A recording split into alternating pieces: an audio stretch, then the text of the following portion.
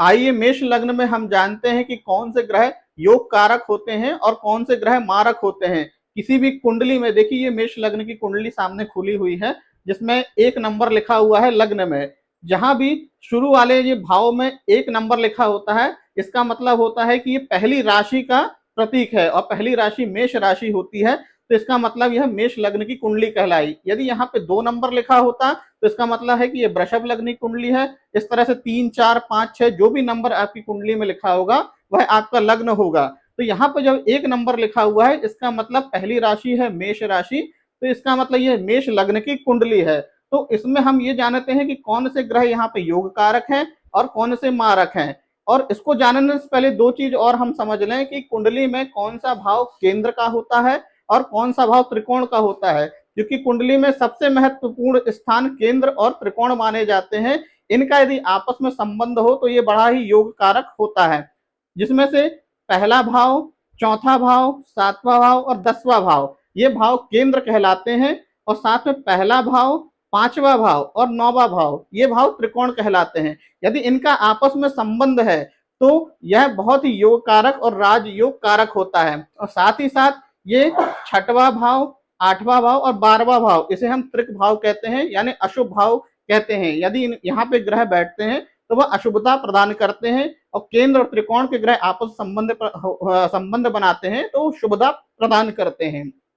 चलिए हम इसको जानने के लिए पहले तो ये संक्षिप्त में समझ लेते हैं कि कौन से हमारे यहाँ पे योग कारक है मेष लग्न के लिए और कौन सा मारक ग्रह है। देखिए मेष लग्न की कुंडली है, तो मेष लग्न में जो होता है ग्रह स्वामी वो होता है मंगल। इसका मतलब ये मंगल प्रधान कुंडली कहलाई। मंगल की 2 राशियां होती हैं, एक 1 नंबर और एक 8 नंबर। इन दोनों राशियों का स्वामी मंगल होता है। जिसमें से यदि यहाँ 1 नंबर लिखा है तो हम जानेंगे कि ये होता है लग्न का। लग्न मतलब कि आपका शरीर, आपका स्वास्थ्य, आपका व्यक्तित्व। तो यहाँ पे जो मंगल है वह आपके शरीर का, आपके व्यक्तित्व का स्वामी है। और साथ ही साथ 8 नंबर भी मंगल की राशि है। ये 8 नंबर जो कहलाता है ये आयु का भाव होता है, अरिष्ट का भाव होता है, किसी न किसी बाधा का भाव होता है या किसी गुप्त विद्या का भाव होता है। तो यहाँ भी मंगल देखिए, मंगल इस अष्टम भाव का भी स्वामी है। तो मंगल जब लग्न का और अष्टम भाव का स्वामी है और चूंकि मंगल जो है वह लग्नेश है, तो इसका मतलब यह कुंडली में मेष लग्न में मंगल योग कारक ग्रह होंगे, क्योंकि वह स्वामी है लग्न का, शरीर का स्वामी है। अष्टम भाव का स्वामी होने के बावजूद भी इसको हम योग कारक मानेंगे, क्योंकि यह आपके शरीर का स्वामी आपको रिप्रेजेंट कर रहा है, मतलब कि ये आप स्वयं है। फिर दूसरा ग्रह देखिए, यहाँ पे 2 नंबर लिखा हुआ है। ये भाव धन भाव का कहलाता है, आपके वाणी का, कुटुंब का कहलाता है। और ये 2 नंबर की जो राशि है ये वृषभ राशि होती है और इसका स्वामी जो होता है वो शुक्र होता है। तो देखिए जो शुक्र ग्रह है ये दूसरे भाव का और 7वें घर का स्वामी है, क्योंकि ये 7 नंबर भी शुक्र की राशि होती है और 2 नंबर भी शुक्र की राशि होती है।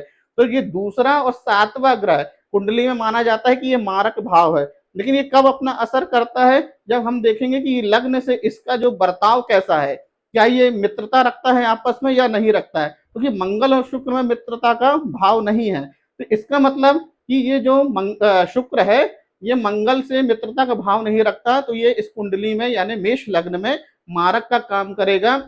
जब भी शुक्र की महादशा या अंतरदशा आएगी तो ये कुछ ना कुछ गड़बड़ करेगा। आपके धन को हानि दे सकता है, आपको पार्टनरशिप में हानि दे सकता है, या आपके वैवाहिक जीवन में कुछ ना कुछ खलल पैदा कर सकता है, क्योंकि यहाँ पे क्या हो रहा है कि यह उसका मित्र नहीं है। इसी प्रकार हम देखेंगे ये तीसरा भाव है। ये तीसरा जो है राशि, ये राशि होती है मिथुन राशि, और मिथुन राशि का जो स्वामी होता है वह होता है बुध। और साथ में जो बुध है तीसरा और छठे इन 2 राशियों का स्वामी होता है। ये तीसरा नंबर भी बुध को है और 6वां नंबर भी बुध को मिला हुआ है। ये कन्या राशि कहलाती है और ये मिथुन राशि कहलाती है। तो देखिए जो तीसरे भाव का और 6ठा भाव का स्वामी ये पराक्रम भाव कहलाता है और ये रोग और शत्रु और ऋण का भाव कहलाता है। और ये जो बुध ग्रह है वो भी मंगल के साथ मित्रता का व्यवहार नहीं रखता और साथ ही साथ उसको अशुभ स्थान का स्वामी भी बनना पड़ रहा है। तो यहाँ पे मेष लग्न के लिए बुध भी मारक ही ग्रह आएगा। जब इसकी कोई दशा, अंतरदशा, प्रत्यंतर आएगी तो यह हानि पहुंचाएगा। अब देखिए हम चौथे घर में चलते हैं। तो चौथा घर जो है 4 नंबर, यह जो राशि है ये चंद्रमा को मिली हुई है। यहाँ चंद्रमा देखिए, चंद्रमा का जो है संबंध मंगल से कुछ ठीक है और साथ ही साथ ये केंद्र का स्वामी है, ये शुभ स्थान है। तो चंद्रमा यहाँ पे योग कारक कहलाएंगे।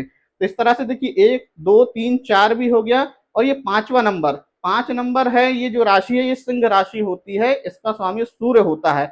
और सूर्य चूंकि 6वें स्थान का स्वामी है, तो यहाँ पे ये जो है रोग 5वें स्थान में सूर्य स्वामी है, ये माफ कीजिए, ये क्या है, विद्या का, संतान का और आपकी बुद्धि का प्रतीक है। तो यहाँ पे जो सूर्य है वो मंगल के साथ मित्रता का भी भाव रखता है, यानी मित्र है। तो यह जो सूर्य है आपके लिए बहुत ही योग कारक होगा। जबकि इसकी दशा महादशा आएगी तो आपकी बुद्धि में, बल में और संतान के कार्यों में यदि कोई रुकावट आ रही है उसको भी यह पूर्ण करेगा, सारे विघ्नों को हटा देगा।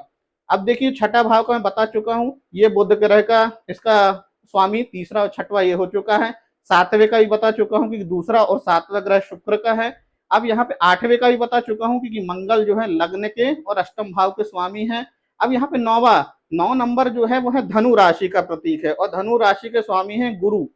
तो गुरु को भी 2 राशि मिली है, एक 9 नंबर और एक 12 नंबर। तो यहाँ पे देखिए गुरु क्या है, भाग्य के स्वामी हो गए, और ये 12वां होता है व्यय स्थान का स्वामी। ये व्यय का हो गया, ये आपके आध्यात्मिकता का हो गया, विदेश यात्राओं का हो गया, दोनों का स्वामी हो गया। देखिए यहाँ पे जो गुरु है उसकी जो धनु राशि वो त्रिकोण में बैठी हुई है, और साथ ही साथ गुरु और मंगल में मित्रता का व्यवहार है। तो यहाँ पे जो गुरु है वो भी आपके लिए बहुत ही योग कारक होगा। जब भी इसकी दशा महादशा आएगी तो आपको बहुत ही अच्छा फल आपका भाग्योदय वो करेगा।